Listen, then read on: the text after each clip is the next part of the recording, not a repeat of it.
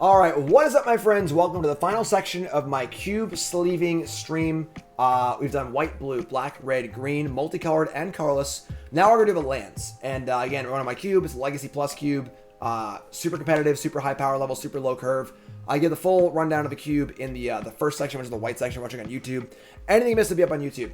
All right, so a nice, long, fun, chill hangout stream here, playing some music, talking cube. Been a lot of fun so far, having a great time. We're about to do the lands, and the land section is a big section in my cube. There are 105 lands in my cube, which is far more than there are in most cubes. Because, in my opinion, lands are really important in cube, because if your mana base in a cube is 9 islands, 7 plains, 1 celestial colonnade, that sucks. The goal of cube is to feel like you're playing constructed in a limited format, and no constructed mana base looks like that. So there's tons of lands in my cube. The goal is at the end of a draft, you should be grabbing like 5 or 6 basic lands every time.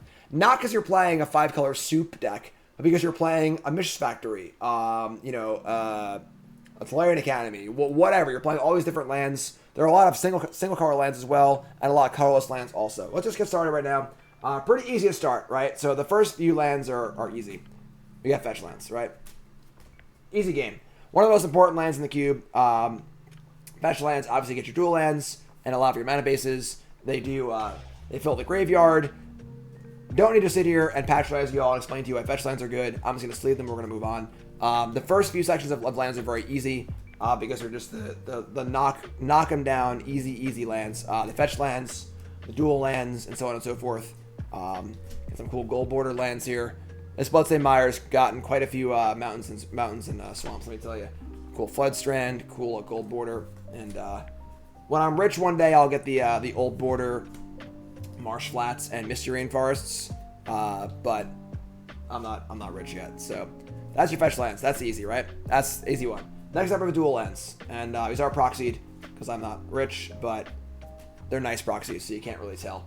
And dual lands, obviously, some of the most important cards in the cube. Yeah, probably should have sleeved these while I was giving the intro, honestly. So, if you're drafting a cube and you're new to drafting cube, taking a dual land or a fetch land very high is a very, very good thing to do. Because that first dual land is very important because now all fetch lands can go get it. So if I'm a red-black deck and I have a Badlands and I open up an Arid Mesa, now that Arid Mesa is also a Badlands. So we got our duels. And then, of course, the next easiest section is the shock lands, which are also very simple too. You just got all your 10 shock lands. And I have all the OG arts because my cube is super old. My cube's been around since these cards were new. That's how old my cube is. So that's the easy part, right? Fetch lands, shock lands, and dual lands. All fetchable, all super easy, very inconvenience. That part's easy. That's the first 30 lands in the cube. But the remaining 70 lands are going to be pretty interesting. So that's our first few cycles. Triomes, we'll see. We'll get there when we get there. I'll talk about it now. There are no triomes in the cube. I don't like the triomes for a few reasons. One, I find them very aesthetically not pleasing. Very often, you're going to end up playing a triome in your deck if you're only like blue-white, and you just have this weird off-color land. I don't like that. I also think that I don't like supporting multicolor mishmashes. The next section is fast lands. I'll sleeve those while I discuss the triomes. So I don't particularly like 4-color, 5-color mishmash decks.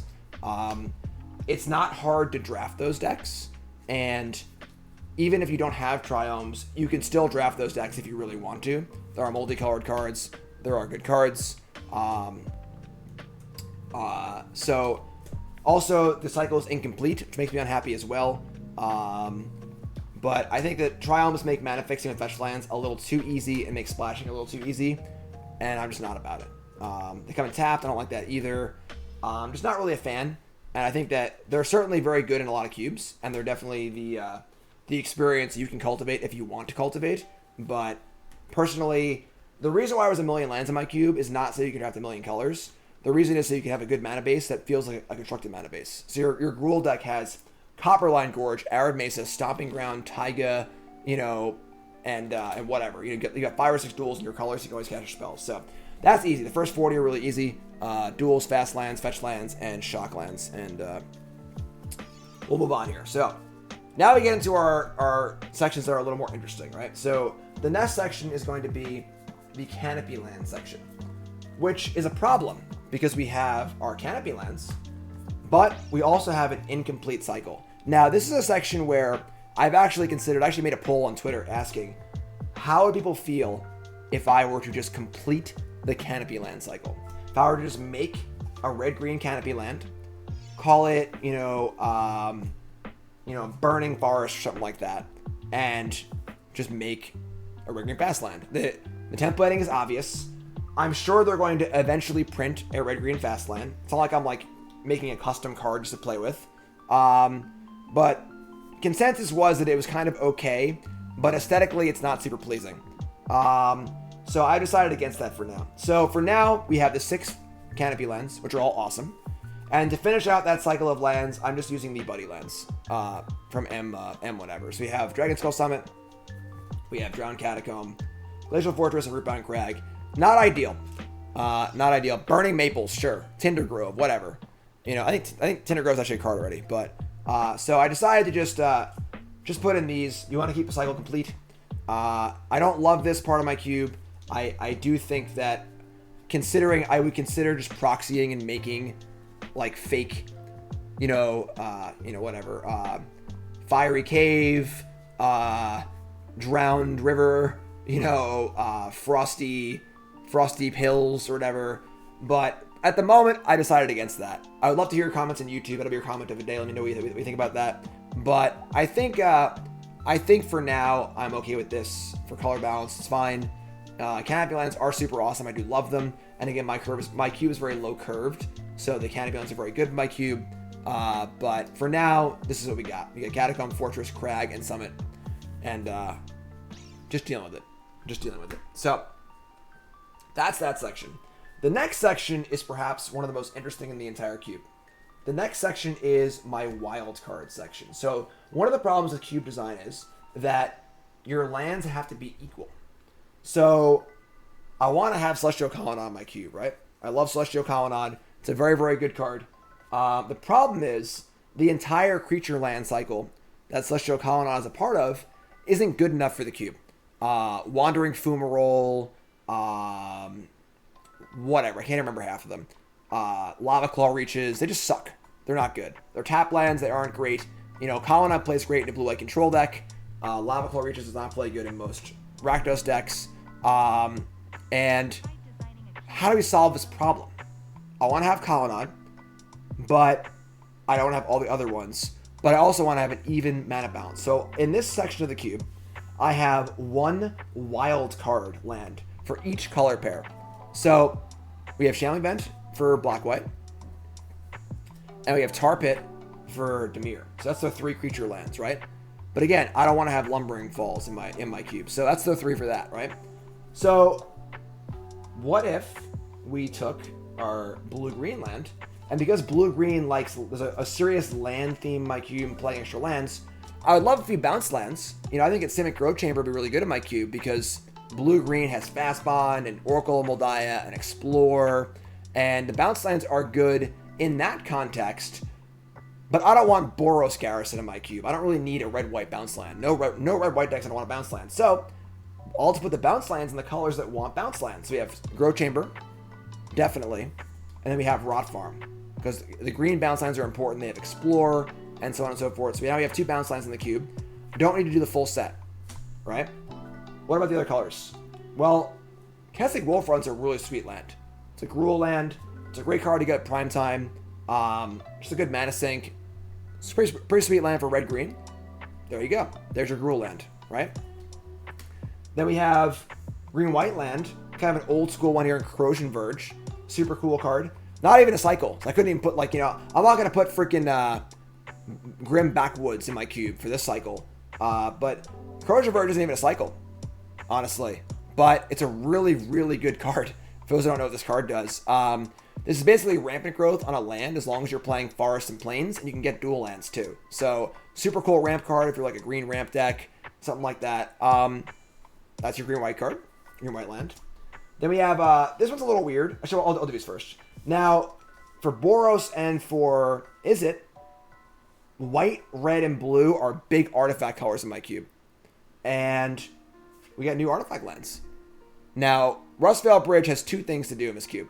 It's an artifact land. It's a mana fixture too, but it's an artifact land for all your artifact stuff. So your cranial platings, your Arcbound Ravagers, etc. And there's also the Cleansing Wildfire in the cube too. That's kind of cool as well. No Boom Bust, but... So we got Rustvale Bridge, and we have Silver Bluff Bridge as our Boros and Izzet land. It is kind of slim pickings for Boros and Izzet, so... But I've tried these out, and so far I've been impressed, honestly. They've been pretty good. You know, artifact lands are really, really powerful, especially in my cube, so they get that. And then our last land, our Rakdos land, we're cheating a little bit with Geothermal Cremis. Now, I know Ryan Sachs has a bunch of these in his cube. I think too many, but I do like this card. And this is the same idea where fast mana is okay at a price. In your combo deck, the turn you go off, pop this thing. Ancient Tomb. Gotcha. So, definitely a kind of a cool one. The one that's most out there for sure. There aren't a lot of other Rakdos lands that are reasonable, though. It's obviously not exactly a Rakdos land because it is green also, but it's an experiment. So we're trying out Geothermal Crevice in this slot, and this is my wild card section of my cube for the lands. Again, some creature lands, some bounce lands, some artifact lands, a couple Colorless lands. Again, because I don't want all of the cycles of these cards, but I want to have some of them. And it's a good way to kind of have your cake and eat it too. So I'm very proud of a section of my cube. Not every card here is a lock. I think Corrosion Verge and Crevice are both possible, cards that can be moved. But yeah, love that section a lot. That's great. Next section is my multicolored land section. So we have 5 lands in the cube that tap for any color of mana. There used to be Mana Confluence and City Brass in this section. I actually cut them recently. I think they're just too bad. So you got Prismatic Vista, easy one, super easy one. Fabled Passage. I don't love tap lands, but it's good enough. I think it's good enough. So we have Fabled Passage. We have 2 artifact lands, or 2 artifact-based lands here. Inspire of Industry. Tons of artifacts in my cube. It's very, very reasonable. And then the real all-in risky one here in Glimmer Void. So that's all in. That's all in. And the last one is a really cool card from Commander called Ash Barrens. Super cool card. Has basic land cycling. So it's sort of like a tap land that can also be an untapped colorless land. And if you have Life from Malone, if you want to get lands in your graveyard for whatever reason, Knight of the Reliquary, it's also really cool for that too. So like this card a lot. Super, super clever card. Super cool card. Like it a lot. That's that. That's the multicolored land section. Now we have a few more sections. The next one is the colorless land section. This is a heavy one. This is a pretty thick one. Now, for a while, these first 3 lands were actually in my colorless section. They were not in the land section. They don't tap for mana, but whatever. Now they're in the land section. They fit better there. We have Bazaar Baghdad. Bazaar is obviously a super awesome synergy card. Very, very powerful. Very much a card that most decks won't want, but the ones that will want it really, really bad. Very, very powerful. We have our Tabernacle. It's a proxy. It's not real. Calm your nuts there. Tabernacle. And same idea. A lot of lands next to my cube possible. Super cool card. This card's awesome in my cube. Very, very cool. Very, very cool. And then we have Maze of Ith. This is real. It's a little beat up. But my Maze of Ith. And same idea. These cards are good in my cube because of the extra land effects. Because they obviously miss a land drop on them. There's also Urborg. And there should be Yavimaya, but I haven't gotten one yet. Next up is the land Haiti lands. And some of my favorite lands in the entire cube. We have, of course, Wasteland. This Wasteland's killed so many lands over the last 20 years or whatever, 15 years. We got Wasteland. We got Strip Mine. Very important cards for your aggro decks. Put your opponents off balance. We have Rashad Port. And then we have Dust Bowl. Kind of a cool old classic one here. Cool for your grindy decks. Love this card. Super fun card. Then we have our mana ramp lands. So we have fast mana, but only at a cost. We have City of Traders, which is very good in the cube.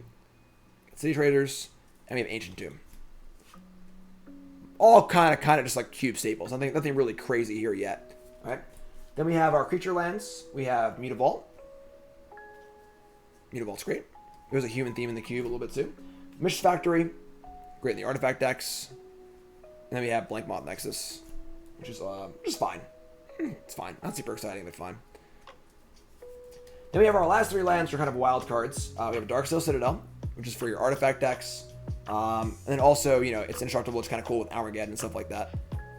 Yeah, these are from World Champs decks. When I first got these, they were worth nothing because the goal of my cube is to make my cube very cheap. Now they're worth a lot. Like I have a Gaius Cradle, it's like $100 I think, and like it's beat to shit because it's been in my cube for 20 years, you know. Like, but yeah, when I got them, they were worth nothing basically. But so we got Darksteel Citadel here. So artifact land, kind of cool. Workshop's too good, I think. Yeah, I think Workshop's a little too good. It does fit the paradigm of you know, it's good but requires deck building, but I think it's a little too good. Urza Saga, phenomenal new card, obviously. Very, very good in this cube with all the artifacts. Urza Saga's great. And Field of the Dead. Field of the Dead is really, really cool because Primetime didn't have one really good card to go get. Keswick Wolfram was like the best threat you could get off of Primetime before Field of the Dead. But now Field of the Dead Primetime's even better, which is really, really cool. So, and that's the colorless lands, all right? Now the remaining lands are actually on the cube Cobra at the bottom of each of their sections. The remaining lands are the lands of a single color. So again, a big part of my cube is making sure that your mana base isn't just plains and ions, right? So we have 5 cards, 5 lands in each color that are one color lands, right? So every color has an artifact land. Because artifacts are a huge thing in my cube. Whether you're aggressive artifacts, whether you're regular artifacts. Again, not every deck wants these. The decks that do want them a lot, and they are very, very powerful. So we got Ancient Den. We have, in white, we have Flagstones.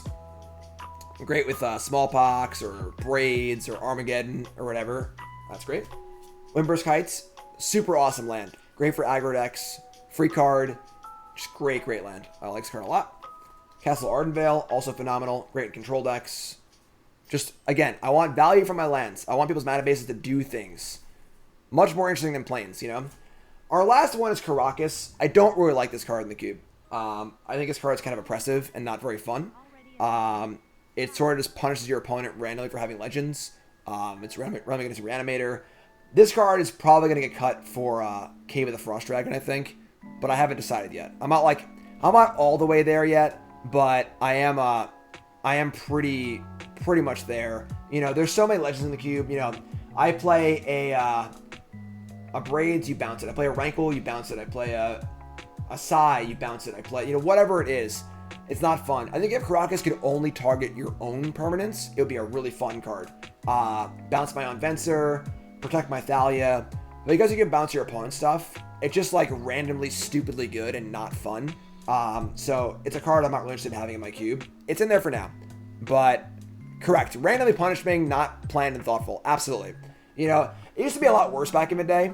Like way back in the day when the best creatures were like Maluku, Kakushu the Evening Star. Then it just bounced everything. But yeah, I'm not really happy with Caracas. It's probably going to get removed from my cube. Those are your white lands. The blue lands are Glasspool Shore, aka Glasspool Mimic. This goes in the land selection because you want to play it as a land most of the time. As a face-up card, it's not very good, but it's kind of cool. Clover Company decks. Not a huge fan of this card, but I think it's pretty cool. So, Glasspool Shore is blue land number 1. Solarian Academy is blue land number 2. Probably one of the best cards in the entire cube. I have a heavy artifact theme. You've seen there's artifact lands. There's tons of artifacts in the cube. This is probably one of the best cards in the cube as far as raw power level goes. Solarian Academy is absolutely busted in my cube. But you gotta work for it. Academy Ruins, obviously super fun card. Would I ever consider changing a card for the cube? No. We already discussed that. What's up, Bandit? Anything you missed up on YouTube, all right? This whole series is about, 5 hours long up on YouTube. Sherlock Isle's busted. Just an absolute busted cube card from day one. Just so good. And then, of course, there's also the blue artifact land. This is one artifact land in every color. So, that's blue. Blue's tough. A lot of good cards in blue. And that's blue. Moving on to black, we have Urborg, Tomb of Yawgmoth. Obviously, great card. Pretty easy one. Vault of Whispers at the black artifact land. One of each artifact land. Castle Lochthwain, great new addition. Most of the castles are awesome. Castle Lochthwain's super, super cool. Flip card is, I forgot. Phyrexian Tower is a card that people are realizing exists in Historic. This card's awesome. And you saw in black tons and tons of sacrifice stuff. Blood Guest, Gravecrawler, etc., etc. His card's almost an Ancient Tomb in those decks. Really, really good card. I love Phyrexian Tower. Love it, love it, love it. And then Volrat Stronghold. Super cool grindy card. A little slow, but super cool grindy card.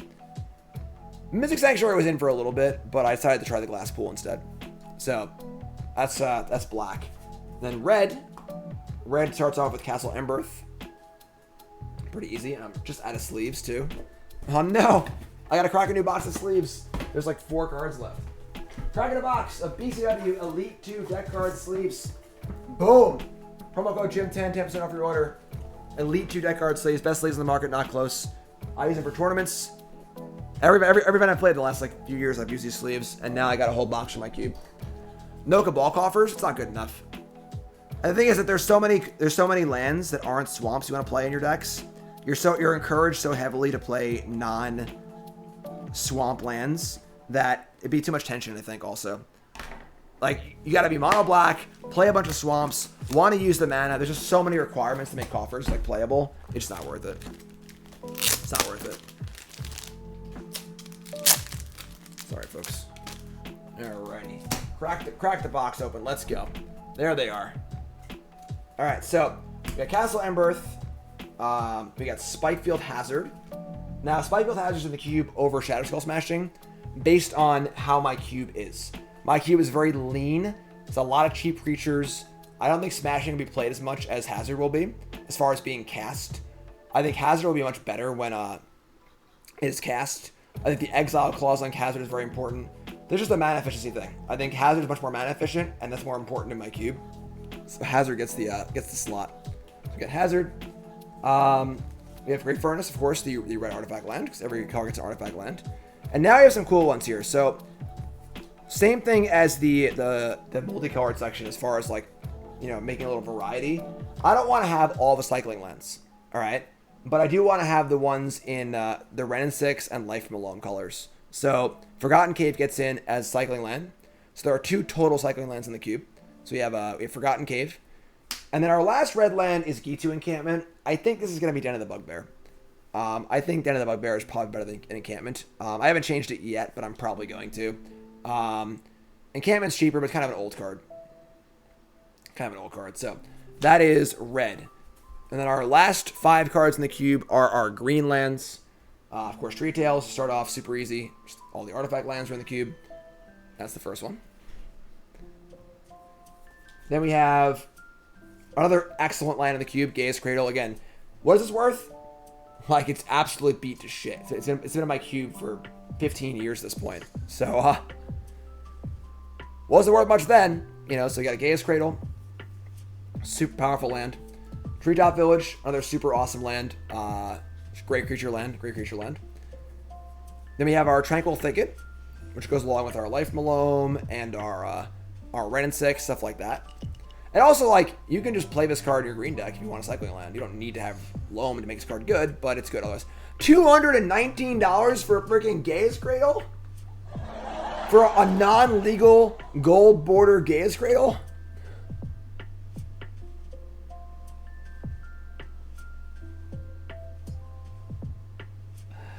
Jesus. That's the gold border one? Jesus. Holy moly.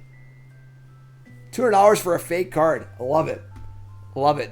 I got this card for like $1 a million years ago. You know? That's so funny. So we got Thicket. Then we have our last land here. And I think I'm going to make this one into Yavimaya, the green Urborg. I think that Yavimaya, at first it felt kind of unnecessary. But Yavimaya seems so good with the land in the land deck to make Maze of Ith and Tabernacle tap for mana that I think I want Yavimaya. Even though it's kind of weird because like Urborg's the same thing sort of, but I put in Turn Timber as my creature land of choice. I wanted to give a payoff to big mana decks for playing big creatures again, but I think the Yavimaya is just better. So there's no green castle. There's only one green 6-drop in the entire cube, so you're not really ramping in anything. So Real Cradle is $1,000. Yeah, that's crazy. So that's the green cards. Again, there's a few changes I want to make. It's funny. I mean, like these changes have come up in the last like day or two. You know, I'm still not sure about all of them. But And that's it. That's the whole cube. All 521 cards. Again, that cube list is in chat. It's also going to be on the YouTube comments or YouTube description as well. And yeah, this is my freaking cube. I love my cube. I can't wait to play with it more. I'm very happy I finally updated it. I'm so happy to share it with y'all. This has been so much fun. Hope you all enjoyed this a lot. I had a great time. What's up, Para? You missed it. Anything you missed, folks, will be up on YouTube. This whole series will be up on YouTube. Separated into colors and stuff like that. How often do I play with it? I mean, I have friends locally, will play. I brought it to Roanoke, played with like Corey and Ross and them, which is a lot of fun. I don't bring it to events usually because I'm very just I don't know, antsy with my stuff. I just want to lose stuff. But yeah, I mean, I love. My goal is to have friends over at least once a month, cube a few times, whatever. It'd be kind of cool. But YouTube folks, I love you. Like, comment, subscribe. Hope you enjoyed this. Anything you missed, go watch it. You're all great. Thanks, YouTube. Appreciate it.